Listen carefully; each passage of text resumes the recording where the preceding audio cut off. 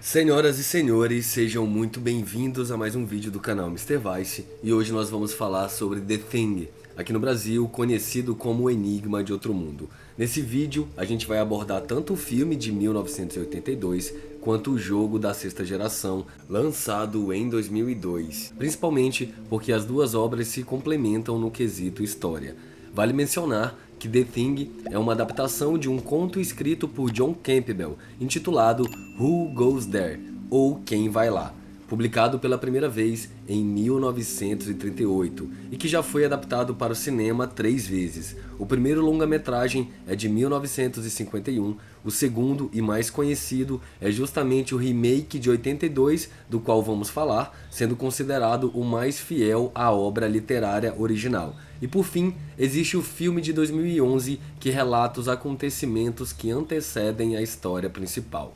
Só para que o vídeo fique mais fácil de ser compreendido, a partir de agora eu vou me referir ao filme apenas como O Enigma de Outro Mundo. Então, sem mais delongas, vamos começar. O Enigma de Outro Mundo é um filme de terror e ficção científica lançado em 1982. Foi dirigido pelo mestre John Carpenter e estrelado por Kurt Russell. Nessa época, Carpenter já era bem conhecido por ter sido diretor de Halloween e de Fuga de Nova York. A parceria entre Carpenter e Russell havia se iniciado anos antes e iria perdurar por muitas outras produções. A primeira vez que trabalharam juntos foi em um filme do Elvis, produzido pela ABC em 1979 e lançado apenas para a TV aberta. O enredo de O Enigma de Outro Mundo é super simples, porém bom o bastante para prender sua atenção desde o início. No isolado continente da Antártida, um grupo de pesquisadores norte-americanos acaba se deparando com uma criatura alienígena capaz de imitar perfeitamente qualquer ser vivo que ela infecta. A partir daí, o caos vai tomar conta do centro de pesquisa e uma paranoia sem fim vai impregnar a mente dos membros da equipe, cada um acusando o outro de ser a criatura transformada. Para mim, existem 3 pontos principais que tornaram O Enigma de Outro Mundo tão memorável para os fãs do gênero, e a primeira delas é a forma com que o diretor soube construir o suspense crescente entre os personagens. Você nunca tem ideia de quem está dizendo a verdade e quem é o alienígena, gerando uma série de atitudes desesperadas que só pioram ainda mais toda a situação.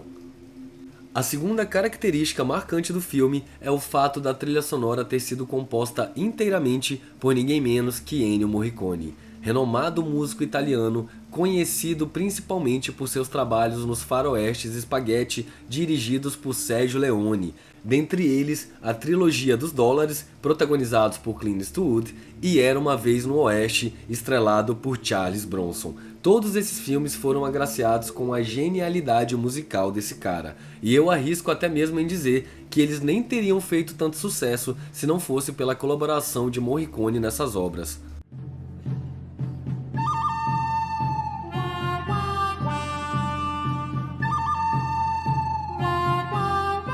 O terceiro e último quesito que torna O Enigma de Outro Mundo um filme único é a assertiva utilização de efeitos práticos na confecção das criaturas, sendo criadas quase que inteiramente através de uma combinação de animatrônicos, bonecos manipulados manualmente e uma maquiagem especial que continha látex, espuma e gelatina, algo parecido com o que eles fizeram em O Ataque dos Vermes Malditos e Alien, o Oitavo Passageiro.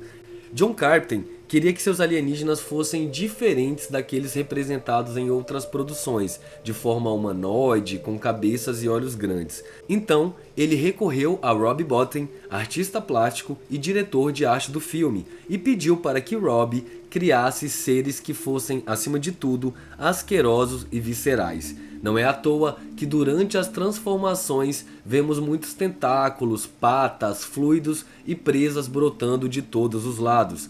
Carpenter sabia que só assim o público iria ficar realmente horrorizado. É por esse motivo que os efeitos do filme não envelheceram mal e impressionam até hoje, mantendo um visual grotesco e detalhista sem que fosse necessário o uso de computação gráfica. Reassistindo ao filme recentemente, me peguei com as mesmas sensações de medo e apreensão que tive quando eu vi Alien: O Oitavo Passageiro pela primeira vez. Talvez por conta do isolamento em um ambiente inóspito, onde a ameaça está em uma criatura desconhecida que tenta acabar com sua raça. Hoje, O Enigma de Outro Mundo tem admiradores espalhados em todo lugar e é considerado como um dos melhores filmes de terror dos anos 80 e de todos os tempos. Mas logo que ele saiu, a crítica especializada da época não pegou leve nos comentários maldosos e massacrou a produção, dizendo se tratar de uma obra pessimista e muito violenta, o que eu discordo plenamente se a gente analisar todo o seu contexto. Outros dizem que o fracasso de bilheteria se deu porque o lançamento coincidiu com ET, o Extraterrestre, de Steven Spielberg, também lançado em 1982. Um filme que transmitia uma visão mais otimista sobre alienígenas, o que pode ter prejudicado a recepção de O Enigma de Outro Mundo nos cinemas. Bom, Irmandade, isso é tudo que eu posso dizer sem estragar a experiência de quem ainda não conhece esse clássico do terror. Porém, antes de iniciar a análise do jogo, tem uma coisa que eu preciso debater com vocês aqui no canal. E essa coisa é o final do próprio filme. Infelizmente, para falar sobre isso, eu vou ter que dar alguns spoilers, então qualquer coisa é só pular essa parte, tá ok? Beleza.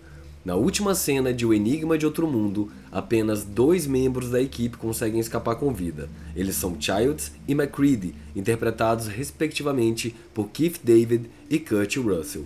A dupla contempla a estação de pesquisa arder em chamas enquanto compartilham uma garrafa de uísque e desconfiam um do outro sobre quem pode ser a criatura. Nisso, o filme se encerra sem dizer especificamente quem está mentindo. Existem 2 teorias que são as mais propagadas pelos fãs na internet. A primeira teoria fala que o alienígena seria o Childs, já que ele parece não exalar vapor durante suas respirações enquanto conversa com MacReady. Eu voltei o filme mais uma vez para reparar nesse detalhe e percebi que tudo isso não passava de balela. A segunda hipótese foi uma pista dada pelo diretor de fotografia do filme, Dean Cundey. Ele afirmou que existe uma iluminação específica presente nos olhos dos personagens, o que entregaria quem seria o humano e quem seria o monstro. Com todo respeito, essa fala do Dean nem faz muito sentido para mim. Fica a critério de vocês tentar encontrar essa luz mágica enquanto assistem ao filme. É fato que John Carpenter já disse em programas de entrevistas que ele sabe sim quem está mentindo. O problema com esse discurso é só um. John também já havia se pronunciado outras vezes no passado, dizendo justamente o contrário, que não faz ideia de quem se transformou ou não, e que era assim mesmo que ele gostava que fosse o final de sua história. Na minha humilde opinião, a coisa mais legal de acabar a cena final dessa forma é não termos certeza de nada. Se você pensar bem, é muito melhor continuarmos com a paranoia que nos acompanhou durante o filme inteiro do que ir para casa satisfeitos por saber a verdade. The Thing é um game de 2002 lançado originalmente para PlayStation 2, Xbox e PC. Em dezembro de 2024, ele recebeu uma versão remasterizada para as novas gerações de console, incluindo o Play 4, Play 5, Xbox One, Xbox Series XS e Nintendo Switch.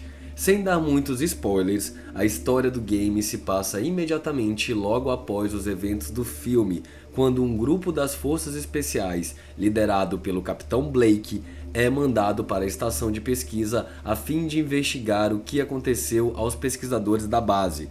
Não dá para afirmar que os acontecimentos de The Thing são canônicos, porém, para muitos fãs, ele serve como uma sequência direta do filme, de forma não oficial, já que ele explica o que aconteceu aos 2 últimos sobreviventes da história, Childs e MacReady. O jogo é de tiro em terceira pessoa com uma pitadinha de survival horror, portanto a gameplay dele se equilibra entre combates usando armas de fogo e na resolução de puzzles. O personagem que controlamos é o próprio Capitão Blake. Ele pode correr, andar agachado, interagir com objetos, painéis e NPCs, assim como utilizar uma boa variedade de armas e acessórios, como pistola, submetralhadora, sniper, granadas, lanterna, extintor de incêndio e claro que não podia faltar o icônico lança-chamas que está presente no filme também. Apesar do jogo ser praticamente todo em terceira pessoa, tem uma opção que você pode colocar em primeira pessoa, só que nesse momento, quando você está com essa mira ativada, você não pode se locomover. Durante toda a campanha, a gente encontra pessoas para se juntar à equipe. Podemos ter até 4 membros no total. Esses membros se dividem em 3 categorias: médicos, soldados e engenheiros, cada um possuindo habilidades únicas para ajudá-lo a seguir em frente. O médico cura, o soldado é melhor com armas e o engenheiro conserta painéis. O jogo apresenta algumas mecânicas bem originais e que acabam se encaixando com perfeição ao universo estendido do filme. A primeira e mais recorrente durante a campanha se trata do sistema de confiança. De vez em quando, um dos membros da equipe começa a ficar apavorado por diferentes razões possíveis. Se isso acontecer, você tem que tentar acalmá-lo para que ele possa obedecer às suas ordens. Por exemplo, digamos que você encontre um engenheiro precisando de ajuda, só que ele sente tanto medo que não consegue nem se mexer para abrir um cômodo que tenha itens. Uma das opções para deixá-lo tranquilo é entregar uma arma com munição para ele se sentir seguro. A outra seria aplicar uma dose de adrenalina, dando um pico de coragem no engenheiro para ele te acompanhar. Outra mecânica legal é que quando estiver carregando um dos testes de sangue no inventário, os seus companheiros de esquadrão podem ser testados a qualquer momento, caso queira descobrir se eles são cópias ou não. E por fim, quando seu personagem é exposto muito tempo ao frio extremo, você perderá calor corporal, ficando em estado de hipotermia, e se você não encontrar nenhum abrigo próximo, sua barra de vida irá se esgotar. A dificuldade do game remaster é elevada, mas não tanto quanto a primeira versão de 2002, que apresentava uma desigualdade no confronto contra os inimigos, onde o combate era um pouco desajeitado, sem muita precisão na hora dos tiros. Em resumo, o remaster é fiel ao The Thing de 2002, só que com melhorias no equilíbrio da jogabilidade, sistemas de controle, interface do usuário, entre outros ajustes de qualidade de gameplay. Os gráficos são ok para um game de sexta geração, nada que salte aos olhos visualmente falando e nada que incomode também.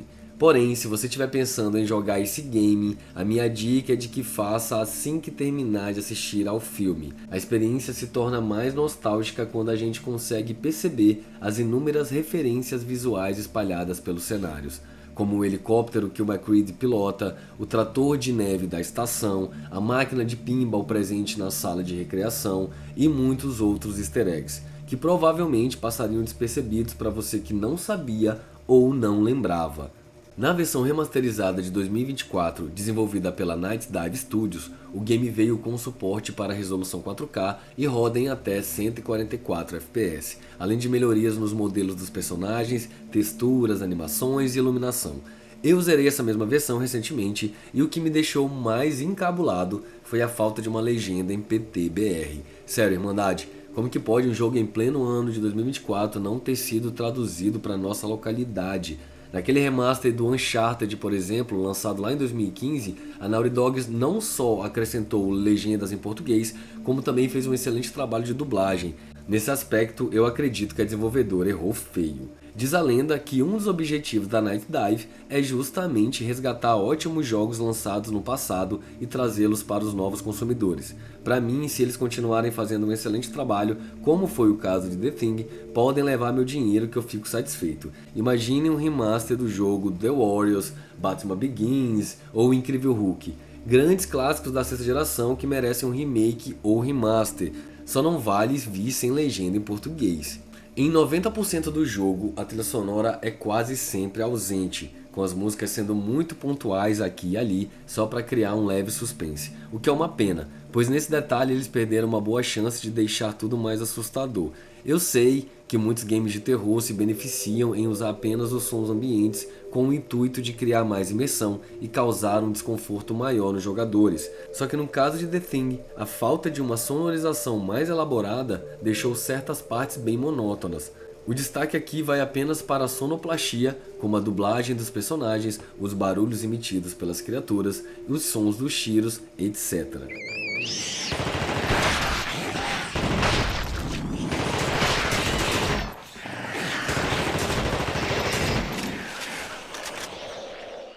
O tempo de duração pode ir de 8 a 12 horas de campanha, dependendo da sua dificuldade em resolver alguns puzzles e no tempo que gasta explorando o cenário em busca de itens ou membros da equipe. A última coisa que vale a pena mencionar foi para mim uma grata surpresa, e é o fato de descobrir que o próprio John Carpenter emprestou seu rosto e sua voz para que a equipe de design criasse um personagem inspirado nele, o Dr. Sean Faraday. E isso foi algo que eu achei bem da hora. É muito prazeroso ver o cinema e os videogames se homenageando dessa maneira. Só por essa atitude, a gente já percebe que o diretor sempre apoiou o projeto e os desenvolvedores. Para encerrar, eu só tenho a dizer que se você é um fã de O Enigma de Outro Mundo, então eu recomendo fortemente esse game para você, principalmente logo após outra sessão do filme. Muita gente pode ter acabado jogando The Thing sem mesmo saber que ele se tratava de uma continuação direta do filme de 82 e provavelmente ficaram boiando em alguns temas. E o problema de você jogar sem você conhecer a história do filme é porque você não vai ter a experiência completa que os próprios desenvolvedores se colocaram em prol de fazer e entregar uma experiência digna do filme para você. Então é isso, pessoal, muito obrigado para quem assistiu até aqui. Essa foi a análise do filme e do jogo do The Thing. Eu espero que vocês tenham gostado. Se vocês não assistiram ao filme, por favor, assistam. Se vocês gostam de terror, ficção científica ou uma mistura desses dois, vocês vão ficar muito felizes de conhecer essa obra. Gratidão mais uma vez, fiquem com Deus e até o próximo vídeo do canal Mr. Vice. Grande abraço.